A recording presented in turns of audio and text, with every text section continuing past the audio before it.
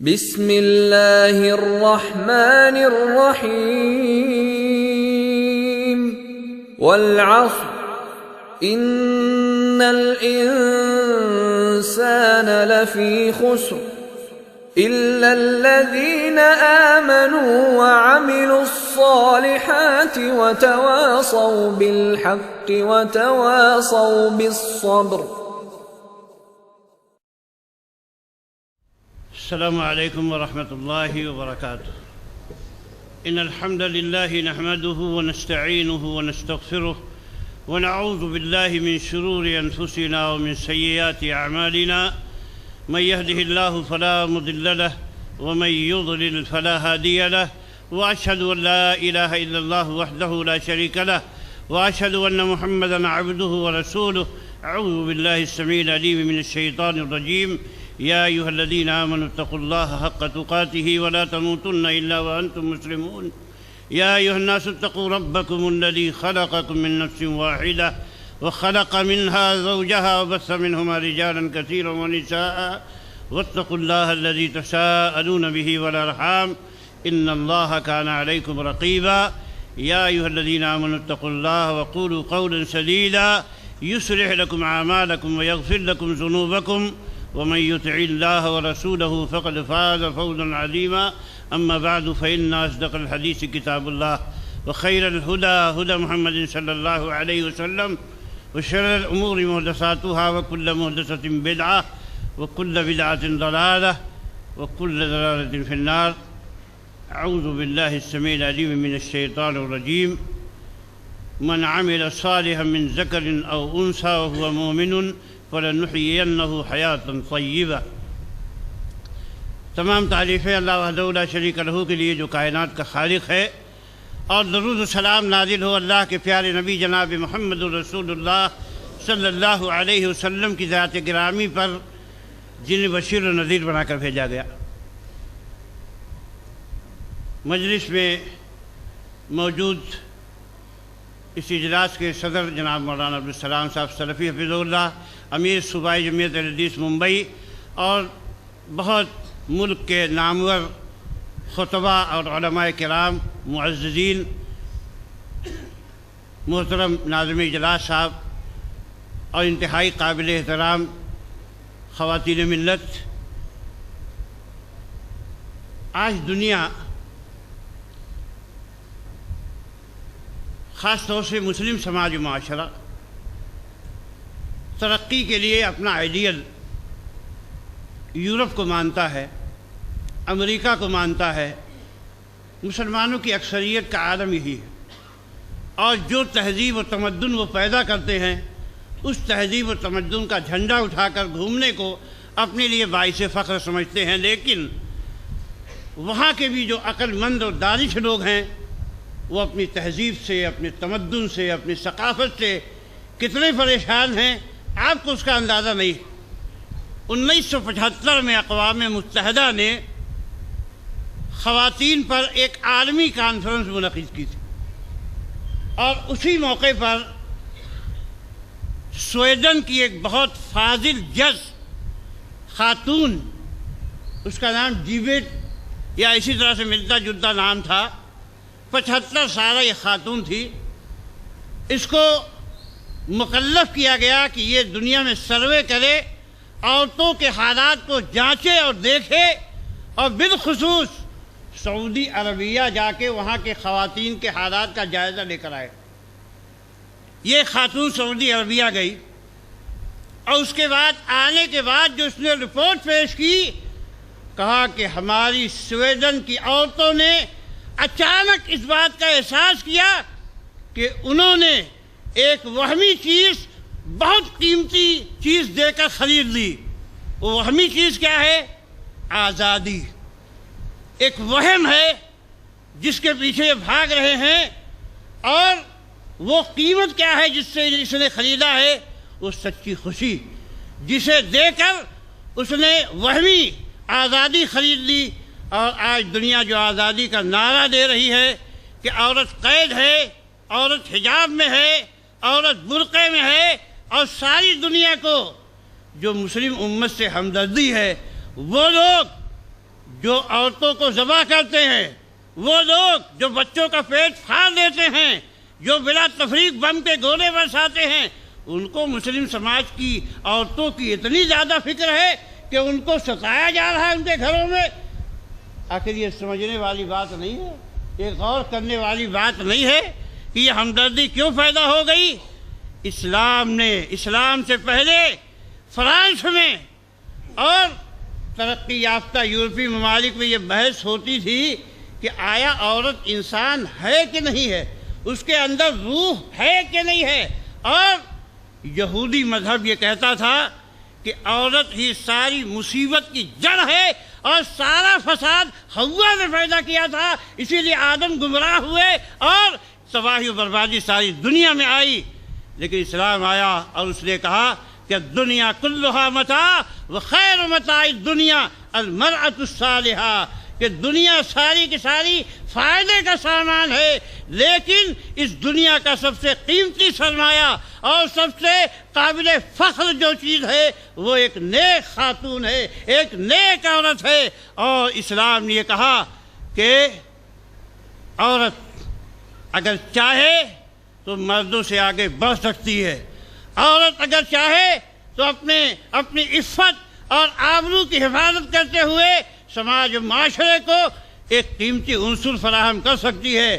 آئیے دیکھیے، حضرت ابو موسیٰ اشعری رضی اللہ تعالیٰ عنہ راوی ہیں کہ جب ہم نے یمن میں نبی کائنات علیہ السلام کی بعثت کی خبر پائی تو ہمارا قافلہ چل نکلا، 50 سے زائد لوگ تھے ہم، اور جب کشتی پہ سوار ہوئے تو میرے بڑے بھیا بھی میرے ساتھ تھے، ابو بردہ اور ابو رحم، اور میں ان میں سب سے چھوٹا تھا، لیکن ہماری کشتی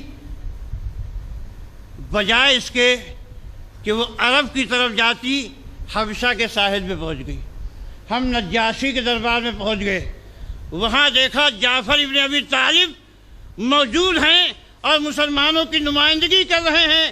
پھر ہم جب مدینہ آئے تو خیبر فتح ہو چکا تھا، اللہ کے نبی صلی اللہ علیہ وسلم نے اور کسی کا حصہ نہیں لگایا جس نے اس جنگ میں شرکت نہیں کی، لیکن ہم لوگوں کے لیے اللہ کے نبی صلی اللہ علیہ وسلم نے حصہ لگایا۔ لیکن بات یہ تھی کہ لوگ کہتے تھے کہ سبقناکم بالہجرۃ نحن احق برسول اللہ منکم، ہم تم سے پہلے ہجرت کر کے آئے اس لیے ہم رسول اللہ کے زیادہ حقدار ہیں۔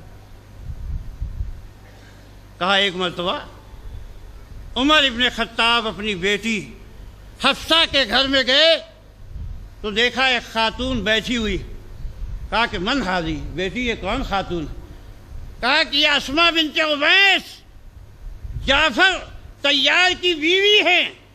اچھا ہذہ الحبشیۃ البحریۃ، یہ وہ حبشیہ اور یہ سمندری جو حبشہ سے آئی ہے یہ وہی اسماء ہے نا؟ کہا کہ ہاں یہ وہی اسماء ہے۔ کہا کہ سبقناکم بالحجرۃ ونحن احق برسول اللہ منکم، اے اسماء ہم تم سے آگے بڑھ گئے۔ کون کہہ رہا؟ عمر ابن خطاب رضی اللہ تعالیٰ عنہ کہہ رہے ہیں کہ اسماء ہم تم سے آگے بڑھ گئے، ہجرت میں ہم پہلے ہیں۔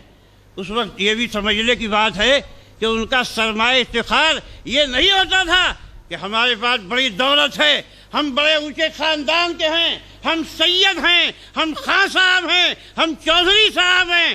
اس معاشرے کا سرمایہ افتخار یہ تھا کہ ہم پہلے اللہ کے نبی پہ ایمان لائے، ہم نے پہلے بڑھ کے اپنی گردن کٹائی، ہم نے پہلے بڑھ کے اپنا خزانہ اللہ اس کے رسول کے لیے خالی کر دیا، اور ہم نے پہلے ہجرت کی۔ یہ ان کے لیے باعث فخر بات تھی کہ جو آدمی اللہ کے ساتھ تعلق میں، اللہ کے ساتھ محبت میں اور اللہ کے دین کے لیے ہجرت میں آگے ہوتا، وہ ان تمام کاموں کو اپنے لیے باعث فخر سمجھتا اور معاشرہ بھی ان کو آگے بڑھاتا تھا۔ اس عورت کو بڑا غصہ آیا، کہا کہ کلا واللہ، عمر اللہ کی قسم ایسی بات نہیں ہے، کنتم مع رسول اللہ صلی اللہ علیہ وسلم یطعم جائعکم ویعید جاہلکم وکننا فی الارض البعداء البغداء فی الحبشۃ۔ کہ عمر ذرا غور کرو، اپنی عقل استعمال کرو۔ اے عمر، تم امام کائنات کے ساتھ تھے، رحمت للعالمین کے ساتھ تھے، تم میں جو بھوکا ہوتا نبی اس کے کھانے کا سامان کرتے تھے، اور تم میں جو جاہل ہوتا، دین کے بارے میں معلومات نہیں ہوتی، جو کبھی بھٹک جاتا، جو کبھی بہک جاتا، نبی موجود تھے، ہاتھ پکڑ پکڑ کے تمہیں سکھاتے تھے، تمہیں سمجھاتے تھے، تمہیں بتاتے تھے، تمہاری جہالت کا علاج کرتے تھے۔ لیکن ہم تو بہت دور دراز، قابل نفرت اور پردیس والی سرزمین میں پڑے ہوئے تھے۔ وَكُنَّا نُوزَا وَنُخَافُ، اذیت میں تھے، ہمیں ڈر کے ماحول میں جینا پڑ رہا تھا، لیکن یہ کام اللہ کے لیے تھا اور رسول کے حکم کی فرما برداری میں تھا۔ تو ایسا نہیں ہو سکتا عمر، اور اللہ کی قسم، نہ میں کھانا کھاؤں گی نہ پانی پیوں گی جب تک میں رسول کے دربار میں تمہاری شکایت پہنچا کے فیصلہ نہیں حاصل کر لیتی، تب تک کھانا بھی نہیں کھاؤں گی، پانی بھی نہیں پیوں گی۔ اور دیکھو، لا ازید ولا ازیغ، میں جتنی بات تم نے کہی ہے، لا اکذب ولا ازیغ ولا ازید، نہ تو جھوٹ بولوں گی، کوئی ایک پیسے کا جھوٹ نہیں بولوں گی، اس لیے کہ مومن عورت جھوٹ نہیں بولتی، ولا ازیغ، کوئی ٹیڑھا راستہ اختیار نہیں کروں گی، اور ایک لفظ بڑھاؤں گی بھی نہیں۔ جتنا تم نے کہا ہے عمر، اتنا ہی اللہ کے نبی صلی اللہ علیہ وسلم سے بتاؤں گی۔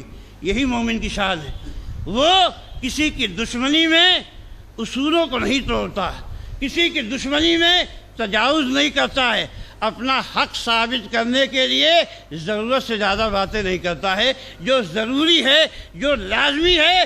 اللہ کے نبی اور اسلام کی تربیت کا یہی نتیجہ ہے۔ آج جو یہ کہتے ہیں کہ سلفی متشدد ہوتا ہے، یہ ان کی جہالت کی دلیل بین ہے۔ جو قرآن و سنت کو اپنا مصدر اور اپنا ماخذ مانتے ہیں، ان کے اندر بے جا تشدد نہیں پایا جا سکتا، ان کے اندر بے انصافی نہیں پائی جا سکتی۔ وہ ہمیشہ عدل اور انصاف کے تقاضوں کو قائم کرنے والے ہوتے ہیں۔ یہ خاتون گئی، اللہ کے نبی صلی اللہ علیہ وسلم کے دربار میں مقدمہ رکھا، کہا اللہ کے نبی، آپ کے صحابی حضرت عمر ایسا ایسا کہہ رہے ہیں۔ اللہ کے نبی مسکرا کے پوچھتے ہیں، تب تم نے جواب کیا دیا؟ کہا اللہ کے نبی، میں نے یہ جواب دیا، میں نے ایسا کہا کہ میں عمر تمہاری بات پہنچاؤں گی، اور ایسا نہیں کہ تم آگے بڑھ گئے ہو۔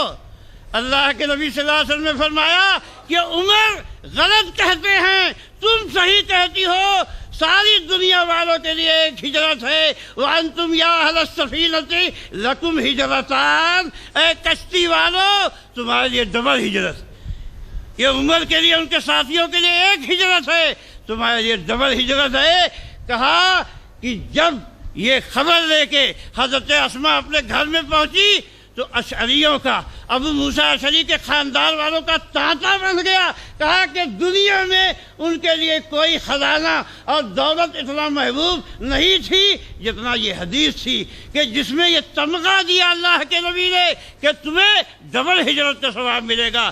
ایک عورت نے اپنے حق کو ثابت کرنے کے لیے، اور دوسری بات یہ ہے کہ عورت کتنی ہوشیار تھی، اس کے یہاں علم کی قدردانی تھی، وہ جانتی تھی کہ سب سے بڑا سرمایہ جو نبی کے دربار سے ملتا ہے وہ علم ہے، جہالت کا خاتمہ ہے۔ اور یہ بات سماج و معاشرے کو بلند کرنے والی ہے، اس لیے کہ اس زمانے کی عورت اگر آپ دیکھیں گے تو ایثار کا، قربانی کا، اطاعت الہی کا، اطاعت رسول کا اعلیٰ ترین نمونہ تھی۔ اللہ کے نبی صلی اللہ علیہ وسلم کی وفات ہوئی اور حضرت ابو بکر صدیق رضی اللہ تعالیٰ عنہ خلیفہ بن گئے۔ ایک بار انہوں نے عمر ابن خطاب سے فرمایا کہ عمر چلو چلیں، اس خاتون سے ملیں جن سے ملنے کے لیے اللہ کے نبی صلی اللہ علیہ وسلم بنفس نفیس تشریف لے جایا کرتے تھے۔ عمر اور ابو بکر، آپ جانتے ہیں کون ہے ابو بکر اور کون عمر؟ رسول اللہ کے بعد اس امت کی سب سے بڑی شخصیت، جن سے محبت تقاضۂ ایمان ہے اور جن کا درجہ اللہ کے ہاں اس امت میں انبیاء کے بعد سب سے بڑا ہے۔ یہ دونوں شخصیتیں ایک خاتون کے ہاں اہتمام کے ساتھ جا رہی ہیں۔ کون سی خاتون ہے یہ؟ اور اس کے ہاں اللہ کے نبی صلی اللہ علیہ وسلم بھی جاتے تھے۔ جب دونوں پہنچے تو خاتون رونے لگی۔ ان بزرگوں نے یہ سمجھا کہ نبی صلی اللہ علیہ وسلم کی وفات کا غم تازہ ہے، اور صحابہ کس قدر ٹوٹ کے نبی صلی اللہ علیہ وسلم کو چاہتے تھے۔ اگر دیکھنا ہے تو آپ دیکھو اس عورت کو جس سے کہا جا رہا تھا کہ تیرا باپ مارا گیا۔ کہا مجھے یہ بتاؤ کہ نبی کائنات علیہ السلام کا حال کیا ہے۔ کہا تیرا بھائی مارا گیا۔ کہا یہ بتاؤ کہ نبی کی خیریت کیا ہے۔ کہا تیرا بیٹا مارا گیا۔ کہا یہ بتاؤ کہ میرے نبی کا حال کیا ہے۔ جسے باپ کی پرواہ نہیں، جسے بیٹے کی پرواہ نہیں، جسے بھائی کی پرواہ نہیں، وہ بار بار نبی کے بارے میں پوچھتی ہے۔ کہا کہ اللہ کے نبی خیریت سے۔ کہا اس چہرے انور ایک بات دکھا دو۔ اور جب چہرے انور دیکھ لیا، اللہ کے نبی نے ہاتھ پوچھا تو کہا کل مصیبت بعدک یا رسول اللہ جلل۔ اے اللہ کے نبی، جب یہ چہرے انور نگاہوں کے سامنے دمکتا ہوا آ گیا تو دنیا کی ساری محبتیں ہیچ ہیں۔ وہ معاشرہ تھا۔ تو کہا کہ اے بہن آپ کیوں رو رہی ہیں؟ اللہ کے نبی صلی اللہ علیہ وسلم کا جو درجہ ہے اللہ کے یہاں وہ بہت بڑا ہے۔ کہا اے ابو بکر اور عمر، اس لیے نہیں رو رہی کہ مجھے نہیں معلوم ہے کہ نبی کا درجہ اللہ کے ہاں بہت بلند ہے، اور نبی کے لیے اللہ کے ہاں جو انتظام ہے وہ بہت اعلیٰ ہے۔ میں اس لیے روتی ہوں کہ نبی زندہ تھے تو ہمارا تعلق آسمان سے ڈائریکٹ جڑا ہوا تھا، وحی الہی آتی تھی، اور جب نبی اس دنیا سے رخصت ہو گئے تو وحی کا سلسلہ بند ہو گیا۔ میں اس لیے روتی ہوں۔ یہ وحی جب تک امت اس وحی کے ساتھ جڑی ہوئی تھی، دنیا کی کوئی طاقت اس کو جھکانے پہ قادر نہیں تھی، لیکن جب سے اس امت نے وحی کے ساتھ اپنا رشتہ توڑ لیا، ساری دنیا اس پہ جری ہے، ساری دنیا اس پہ شیر ہے، اور یہ سب سے پچھلی صف میں بیٹھائی ہوئی امت ہے۔ اللہ کے نبی صلی اللہ علیہ وسلم نے جو معاشرہ خواتین کا تیار کیا، اور اللہ کو جو خواتین مطلوب ہیں وہ آپ جانتے ہیں کون سی خواتین ہیں؟ اللہ کے نبی صلی اللہ علیہ وسلم کی بیویوں نے مطالبات کی اللہ کے نبی سے۔ عورتیں مطالبہ کرتی ہی رہتی ہیں، آپ جانتے ہیں، چاہے جیسی عورتیں ہوں، نبی کی بیویاں ہوں تو بھی۔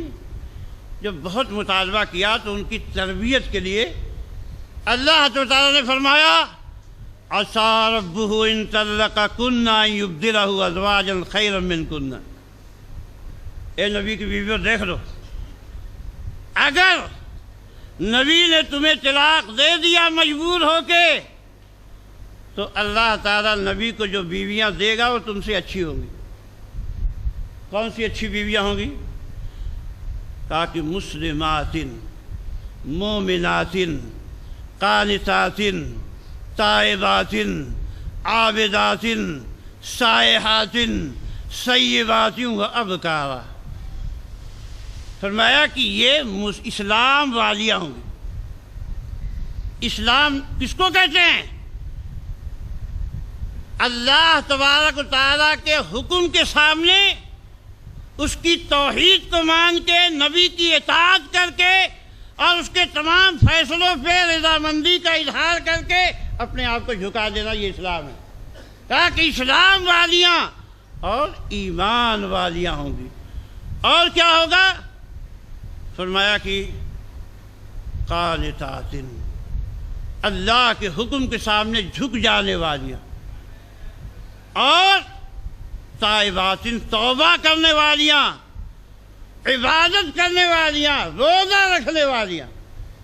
یہ اچھے مومنہ عورتوں کی نشانی، مومن خاتون کی نشانی بتائی۔ اور کیا کہا؟ قرآن اگر پڑھے، آج یہ امت قرآن نہیں پڑھتی، اور پڑھتی ہے تو اس کو سمجھنے کی کوشش نہیں کرتی۔ اللہ تبارک و تعالیٰ نے قرآن پاک میں اپنے نبی کو حکم دیا یا ایھا النبی اذا جاءک المؤمنات یا ایھا النبی اذا جاءک المؤمنات یبایعنک، اے نبی اگر عورتیں آئیں آپ سے بیعت کرنے کے لیے تو بیعت کس بات پہ لیجیے آپ؟ علی اللہ یشرکن باللہ شیئا، شرک نہیں کریں گی۔ تو پتہ چلا کہ مسلم خاتون کی سب سے بڑی اور سب سے پہلی پہچان کیا ہے؟ کہ شرک نہیں کرے گی، شرک نہیں کرے گی۔ اور عورتوں کے یہاں جو شرک پایا جاتا ہے وہ سب سے بڑا یہ ہے کہ جہاں کوئی مصیبت آئی بھاگی تعویذ لانے کے لیے، بھاگی گنجے کے لیے، بھاگی باباؤں کے لیے۔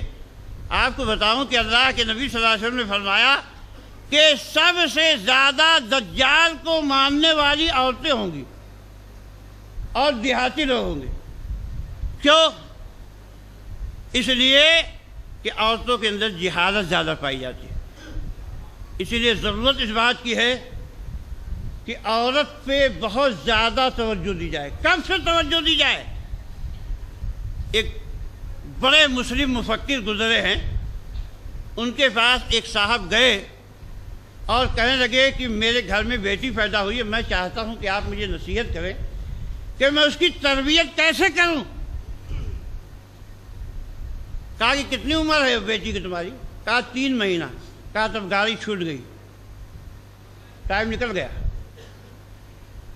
کہا کہ تیاری اور پہلے سے ہونی چاہیے، اور اللہ کے نبی صلی اللہ علیہ وسلم نے بھی اس کی طرف اشارہ کیا کہ پہلے بیوی اچھی لاؤ، دیندار لاؤ، نیک لاؤ، صالحہ لاؤ، اور اللہ کی اطاعت پہ گھرانا۔ اور پھر اس کے بعد وہ مفکر کہتے جب وہ آدمی چلا گیا تو میں نے سوچا کہ کہیں اس آدمی کو میں نے بہت زیادہ مبالغے کے ساتھ تو بات نہیں کر دی۔ کہا پھر میں نے غور کیا، دیکھو ماں اگر باشعور نہیں ہے تو جیسے بچہ رویا کیا کرتی ہے؟ فوراً اس کو دودھ پلانا شروع کر دیتی ہے۔ دودھ کی ضرورت ہے کہ نہیں ہے؟ اور بعض مائیں کیا کرتی، جب بچہ بہت روتا تھا تو افیم ڈال دیتی ان کے منہ میں، بہت سے علاقوں میں، وہ بچہ مزے سے سو رہا ہے تو کیا ہوا؟ تربیت کا کھوٹ یہیں سے شروع ہو گیا۔ تو اس لیے بہت پہلے سے تربیت کے لیے الرٹ رہنے کی ضرورت ہے۔ تو اللہ تعالیٰ نے یہ بات کہی کہ شرک نہیں کریں گے، اور پھر اس کے بعد کیا کہا؟ ولا یسرقنا، چوری نہیں کریں گی، ولا یزنینا، زنا نہیں کریں گی۔ جب ہندہ آئیں اللہ کے نبی صلی اللہ علیہ وسلم کے یہاں بیعت لینے کے لیے، اور اللہ کے نبی صلی اللہ علیہ وسلم کسی عورت کا ہاتھ پکڑ کے کبھی بیعت نہیں لیتے تھے۔ اور آج کیا ہوتا ہے؟ بہت سارے بابا، پیر، فقیر کیا کرتے ہیں؟ ایک مولوی صاحب ہیں ہمارے ممبرا میں رہتے ہیں، کہنے لگے کہ ہماری اماں جب پہلی مرتبہ شادی ہو کر ان کی آئی تو ہمارے گاؤں میں پیر صاحب آتے تھے، ہر گھر کی عورت اور خاص طرح سے جب نئی نویلی عورتیں آتی تھی اس کا پاؤں دبانے کے لیے جاتی تھی، پاؤں دبانے کے۔ کہا کہ اب پیر صاحب جب آئے بہت سارے لوگ کہتے ہیں ارے تو مولوی صاحب ہیں جانے دو، ان سے کیا پردہ ہے، یہ تو فلاں بہت شریف آدمی ہیں، محلے کے خالو ہیں، ان سے کیا پردہ ہے، یہ تو نانا ہیں، ان سے کیا پردہ ہے۔ اور ان ناناؤں اور خالوؤں سے نہ جانے کتنے فتنے کھڑے ہو جاتے ہیں، کتنی مصیبتیں کھڑی ہو جاتی ہیں، یہ اللہ کو معلوم ہے، اور بہت ساری باتیں ہم لوگ بھی جانتے ہیں۔ تو کیا ہوا؟ کہا کہ میری اماں جب نئی شادی ہو کر ان کی آئی تو پیر صاحب آئے گاؤں میں اور انہوں نے یہ کہا کہ فلانی کو بھیجو میرے پاس۔ جب فلانی سے کہا گیا تو اس نے کہا میں تو نہیں جاتی، میں نہیں جاتی کسی پیر ان کے پاس۔ تو پیر نے کیا کہا؟ اس کو طلاق دے دو۔ کہا لیکن میرے ابا کے دل میں اماں کی محبت تھی، طلاق نہیں دیا، اور آج الحمدللہ میں جامعہ سلفیہ سے فارغ ہو کے آیا ہوں، وہ جامعہ سلفیہ کے فارغ ہے۔ لیکن ایک بات بتانے کی ہے کہ باباؤں کے پاس، ان کے پاس، ان کے پاس بھاگنے کا جو معاملہ ہے یہ بہت خطرناک ہے۔ تو اللہ کے نبی صلی اللہ علیہ وسلم کی بات میں بتا رہا تھا کہ اللہ اماں عائشہ بتاتی ہیں اللہ کے نبی نے کبھی کسی عورت کو ٹچ نہیں کیا، کبھی چھوا نہیں، جب بیعت کرتے تھے خالی منہ سے بول دیا بیعت ختم ہو گئی۔ تو انہوں نے کہا کہ زنا نہیں کریں گے، کہا اللہ کے نبی زنا؟ ارے زنا عورت تدنی رسول اللہ تو یا رسول اللہ، ارے کوئی آزاد عورت بھی کبھی زنا کر سکتی ہے؟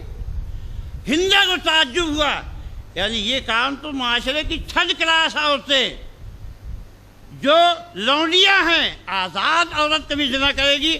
ایسا نہیں ہو سکتا ہے۔ اللہ کے نبی صلی اللہ علیہ وسلم کے سامنے یہ بات رکھی تو اللہ تعالیٰ نے فرمایا کہ ولا یزنین، زنا نہیں کریں گی، ولا یقتلن اولادہن، اپنے اولاد کو قتل نہیں کریں گی۔ آج عورت کیا کہتی ہے؟ نہ بابا نہ، دو سے زیادہ نہیں ہوگا، یہ ناممکن بات ہے۔ فلاں صاحب بھی لیکچر دے کے گئے ہیں اور ڈاکٹر بھی کہتی ہے کتنے بچہ پیدا کیے جاؤ گی، کتنے بچے پیدا کیے جاؤ گی۔ آپ کو پتا ہے اللہ کے نبی صلی اللہ علیہ وسلم نے کیا فرمایا؟ مسلم خاتون کی پہچان، اللہ کے نبی نے فرمایا تزوجوا الودود الولود فإنی مقاصر بکم الامم، ایسی عورت سے شادی کرو جو محبت کرنے والی، اور ایسی عورت سے شادی کرو جس کے ہاں بچے زیادہ ہوتے ہو۔ یہ کفر کا معاشرہ ہے، تہذیب ہے کہ دو پر معاملہ ختم کر دو۔ آپ سوچو، ایک تھوڑی دیر کے لیے بات سوچو، ذرا غور کرو کہ مان لو کسی کے پاس 10 بیٹے ہیں، مرنے کے بعد کھاتا بند ہو گیا، آپ کا کھاتا بند ہو گیا۔ ایک مولوی صاحب نے اپنا واقعہ لکھا ہے کہ میں جیل میں تھا اور جیل میں ہر 15 دن کے بعد ہمارے گھر والے ملنے آتے تھے اور کھانا پانی لے کے آتے، سارے جیل کے لوگ خوش ہو جاتے، لیکن ایک آدمی 1500-1800 کلومیٹر دور کا تھا، کوئی اس سے ملنے نہیں آتا تھا۔ اس دن اس کے چہرے پہ بڑے رنج و غم کا اثر دن بھر ظاہر رہتا تھا کیونکہ کوئی آتا نہیں ہے۔ تو کہا کہ ایسے ہی قبر میں جب اس کے بیٹے تو ڈسکو ڈانس کر رہے ہوں گے اور یہ قبر میں مارا جا رہا ہوگا، کسی کو یاد بھی نہیں آئے گی بابا کی، کیونکہ کیا کیا اس نے؟ تیار کیسی اولاد کی ہے۔ ابھی ایک مثال دیکھو کہ ایک آدمی، اس کے بیٹے پڑھ کے بہت پڑھایا اس نے، ایک لندن چلا گیا، ایک امریکہ، باپ ماں دونوں گھر میں اکیلے ہیں۔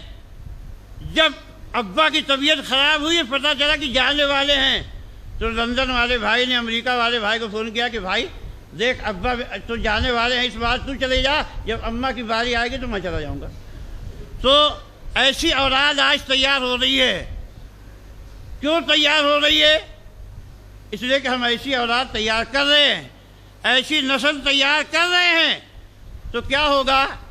لیکن جس نے وہ نسل تیار کی کہ جو نسل جن کے بارے میں اللہ کے نبی صلی اللہ علیہ وسلم نے فرمایا کہ او ولد صالح یدعو لہ، آپ دیکھ لو کہ ایک آدمی پڑا ہوا ہے اور ایک بیٹا مدینے میں بیٹھ کے اے اللہ میرے ابا کو معاف کر دے، اللہ میری امی کی مغفرت فرما دے۔ ایک بیٹا بمبئی میں بیٹھا ہوا دعا کر رہا ہے، تیسرا بیٹا سدھارتھ نگر میں بیٹھا ہوا دعا کر رہا ہے، چوتھی بیٹی امریکہ میں بیٹھ کے دعا کر رہی ہے۔ یہ ساری دعائیں آدمی اچانک، اللہ کے نبی فرماتے ہیں کہ یہ کا ایک درجہ بڑھا دیا جائے گا، کہے گا اے اللہ اب تو میرے پاس کوئی عمل کا راستہ ہی نہیں ہے، درجہ کیسے اتنا بڑھ گیا؟ کہا کہ ارے تیرے بیٹے نے دعا بھیجی ہے، تیری بیٹی نے دعا بھیجی ہے، اور 10 بیٹے اور 10 بیٹیاں اگر سب دعا کریں گے تو کتنا بینک بیلنس بڑھتا چلا جائے گا۔ کبھی اس پہلو پہ غور کیا ہے؟ اب یہ کہتے ہو مشقت ہوتی ہے، اور دنیا تو مشقت کی جگہ آئی ہے۔ میرے بھائی بات بہت سارے علماء کرام ہیں، بڑی باتیں ہیں، میں یہ صرف کہنا چاہ رہا ہوں کہ اللہ کے نبی صلی اللہ علیہ وسلم اور اسلام نے جو خاتون ہمیں عطا کیا ہے، وہ خاتون کیا ہے؟ سماج معاشرے کے لیے رحمت، اللہ سے ڈرنے والی، اللہ کا تقوی رکھنے والی، اور اللہ کے نبی صلی اللہ علیہ وسلم نے تعریف کی قریشی عورتوں کی۔ کیا تعریف کی؟ قریشی عورتوں کی تعریف کی۔ اللہ کے نبی صلی اللہ علیہ وسلم نے فرمایا کہ خیر نساء رکبن الابل نساء قریش اہناہ علی ولد وارعاہ وَأَرْعَاهُ عَلَىٰ زَوْجٍ فِي ذَاتِ يَدِهِ، سب سے بہتر عورتیں جو اونٹ پہ سواری کرنے والیاں ہیں وہ قریشی عورتیں ہیں۔ کیوں؟ دو باتیں ان کے اندر پائی جاتی ہیں۔ ایک تو یہ ہے کہ اپنی اولاد کے ساتھ شفقت کرنے والیاں، محبت کرنے والیاں ہیں، ان کی نگہداشت کرنے والیاں ہیں۔ دوسری بات یہ ہے کہ شوہر کی رعایت کرنے والیاں۔ عورت کیا ہے؟ عورت کی اصل جگہ اس کا گھر ہے، اور اس کی دنیا اس کا شوہر اور اس کی اولاد ہے۔ آخری حدیث سنا کے اپنی بات ختم کروں گا، کیونکہ جو وقت میرے متعین کیا گیا وہ ختم ہوا۔ اللہ کے نبی صلی اللہ علیہ وسلم کے پاس ایک خاتون آئیں، کہا کہ اللہ کے نبی میری فلاں ضرورت ہے، آپ نے ضرورت ان کی پوری کر دی۔ کہا کہ یا ذات زوجین انتی، کیا تم شوہر والی عورت ہو؟ انہوں نے کہا اللہ کے نبی ہاں میں شوہر والی عورت۔ کہا کہ کیفہ انتی من ہو، تمہارا اپنے شوہر کے ساتھ معاملہ کیا ہے؟ آج شوہر نے کہا کہ ارے ذرا چائے دے دے، تیرے باپ کی غلام ہوں، کیا چائے دے دوں جو ہے؟ کیوں چائے دے دوں؟ کیوں چائے دے دے گی؟ آخر تو اتنا جہیز لے کر آئی ہے، اس کا تو حق ہے ڈیننگ بازی کا، کیوں چائے دے دے گی تم کو؟ کہا کہ ایک تماچا لگاؤں گا تو میں 2 تماچے لگاؤں گا۔ اور پھر آج کل ماشاءاللہ کراٹے بھی سیکھ رہی ہیں لڑکیاں، اسکولوں میں جا کے دیکھ لو۔ اور پھر اس کے بعد تنہائی میں جو ہے بڑی باکسنگ بھی چلتی ہے بہت سے گھروں میں، اور یہ واقعات ہمارے سامنے پیش آتے رہتے۔ میں کوئی جوک نہیں سنا رہا آپ، یہ واقعات پیش آتے رہتے ہیں۔ تو اللہ کے نبی صلی اللہ علیہ وسلم نے دیکھو کیا ہے، یہ عبادت ہے۔ آپ جو کہتے ہو کہ نہیں کریں گے، ہم کسی کا کچھ نہیں کریں گے، نہ تیرے باپ کی کریں گے، نہ تیری ماں کی کریں گے، نہ یہ کریں گے، نہ وہ کریں گے۔ اور ایک مسلک والوں نے فتویٰ بھی لے لیا کہ عورت کچھ نہیں کرے گی، سب شوہر کے ذمہ ہے۔ یہ بالکل غلط ہے، عورت کے ذمہ ہے۔ حضرت فاطمہ رضی اللہ تعالیٰ عنہ اللہ کے نبی صلی اللہ علیہ وسلم کے پاس اپنا ہاتھ لے کے گئی تھی، یہ دیکھ لیجئے چھالے پڑ گئے ہیں۔ آپ نے علی سے نہیں کہا کہ اتنی خدمت کیوں لیتے ہو، میری بیٹی کام نہیں کرے گی، کبھی کہا اللہ کے نبی صلی اللہ علیہ وسلم نے؟ تو آپ نے پوچھا کہ اے خاتون، تمہارا اپنے شوہر کے ساتھ برتاؤ کیا ہے؟ کہا کہ یا رسول اللہ لا آلو ہے، اللہ کے نبی بے حساب کوشش کرتی ہوں، الا ان عاجزہ، سوائے اس کے کہ جو کام میری طاقت سے باہر ہو جائے وہ الگ بات ہے، لیکن جب تک طاقت ہوتی ہے میں شوہر کو خوش کرنے کی پوری کوشش کرتی ہوں۔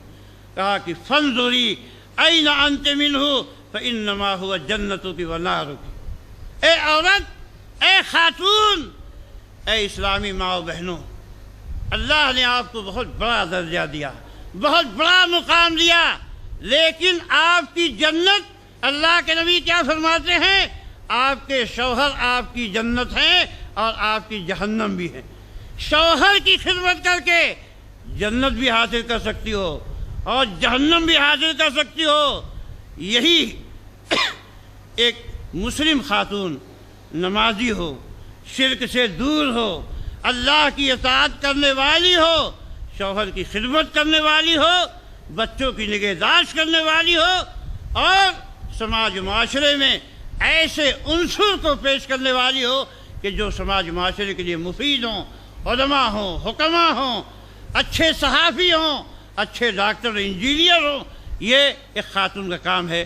اللہ تعالیٰ سے دعا ہے کہ اللہ تعالیٰ مسلم معاشرے کو صحیح رخ پر آنے کی توفیق عطا فرمائے، قرآن و سنت کی تعلیمات پر عمل کر کے کامیابی کے راستے پہ چلنے کی توفیق عطا فرمائے، اور جب تک زندہ رہیں ایمان پہ، تقویٰ پہ، اللہ اس کے رسول کی محبت پہ زندہ رہیں، جب خاتمہ ہو ایمان پہ خاتمہ ہو، اللہ اس کے رسول کی محبت پہ خاتمہ ہو۔ اقول قولی ھذا واستغفر اللہ لی ولکم ولسائر المسلمین من کل ذنب، وصلی اللہ تعالی نبینا محمد۔ السلام علیکم۔